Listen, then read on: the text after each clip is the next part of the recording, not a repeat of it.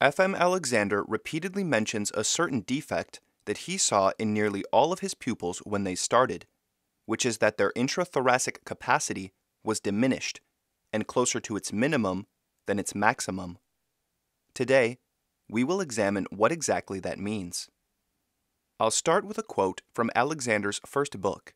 He writes, "A proper psychophysical examination would have revealed bad habits in his waking and sleeping moments, which tended more or less to reduce his intrathoracic capacity to a minimum.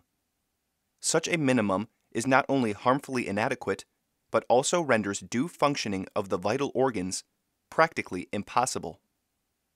Your thoracic capacity is just the overall volume of your thorax. We can recall that the thorax is more or less your rib cage and its contents. So when Alexander says the capacity is closer to its minimum, he means that the rib cage is smaller than it could be.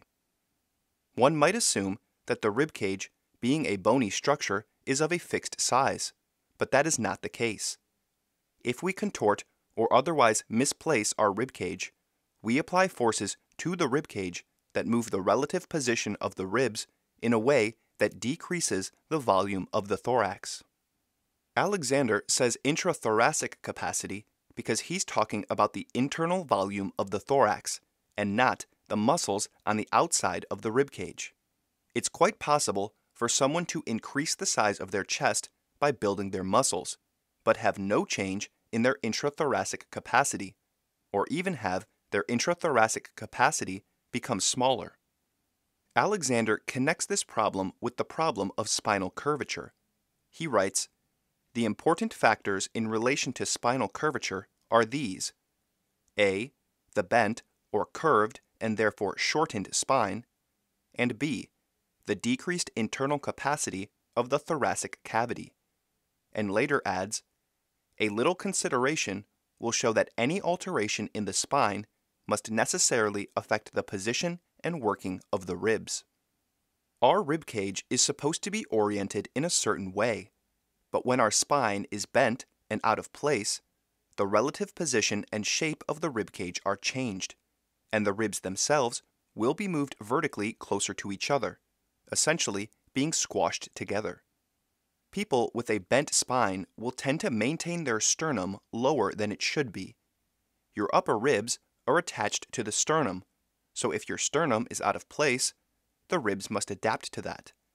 The lower ribs attach to the lumbar spine, so if your lumbar spine is very far forward, as is the case in people with a bent spine, your ribs will also have to adapt to that. Your ribs will adapt to these misdirected forces by moving closer together. When someone is arching their back like this and pulling their sternum back and down, they are essentially caving in the front and back of their rib cage.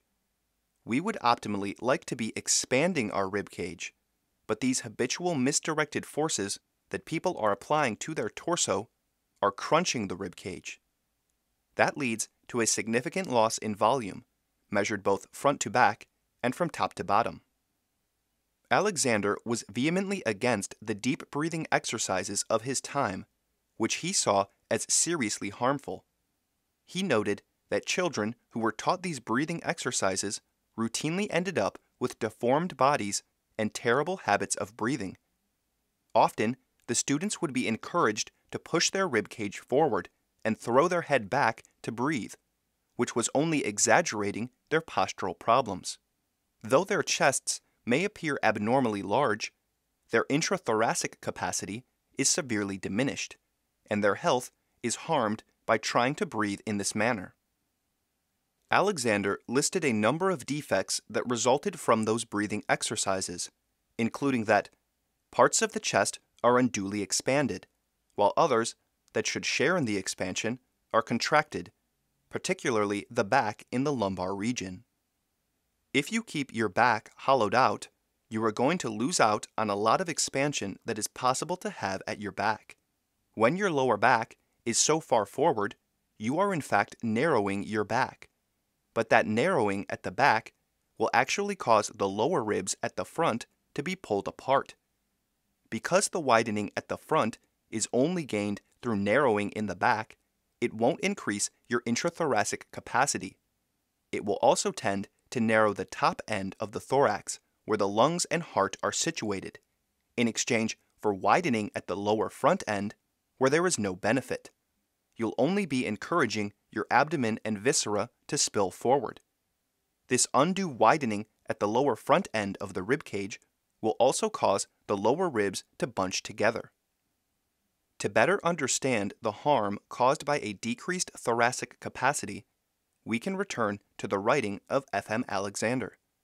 Incidentally, it may be of value to consider what this condition of minimum intrathoracic capacity really means, and to note some of the influences upon the whole organism. For as this thoracic cavity contains many of the vital organs, the whole abdominal viscera is directly or indirectly influenced by its capacity.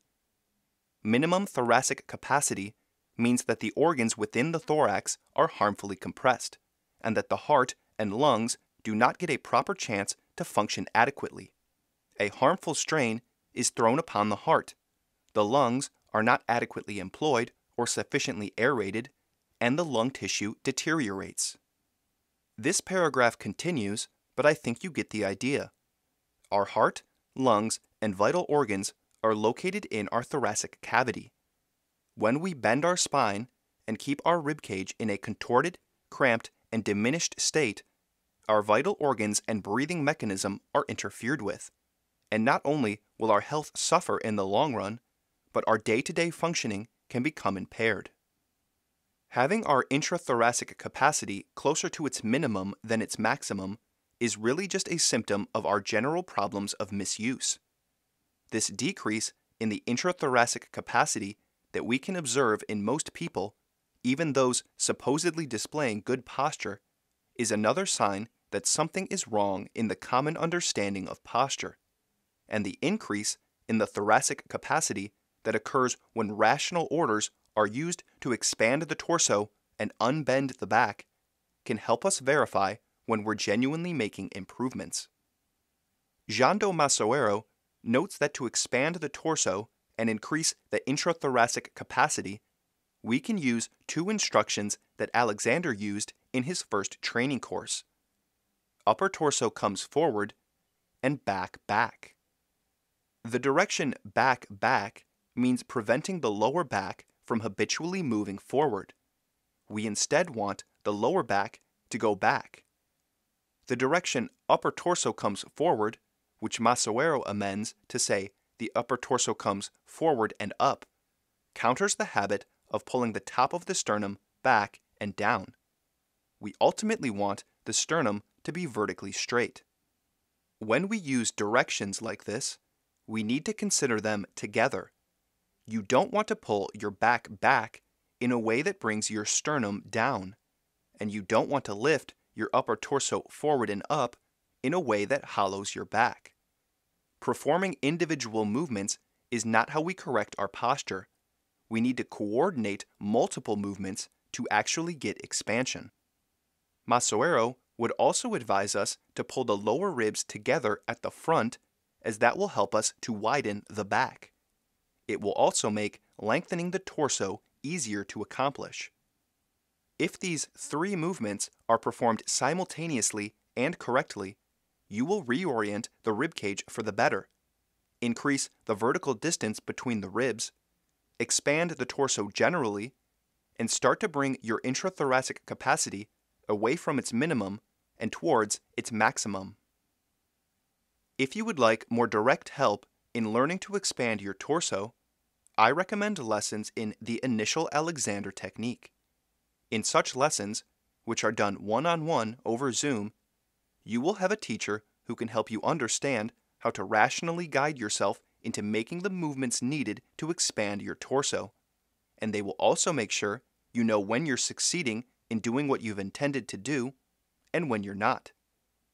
More information on how to get lessons in the initial Alexander technique will be in the description. Thanks for joining me again today. Questions and comments are always welcome in the comment section below.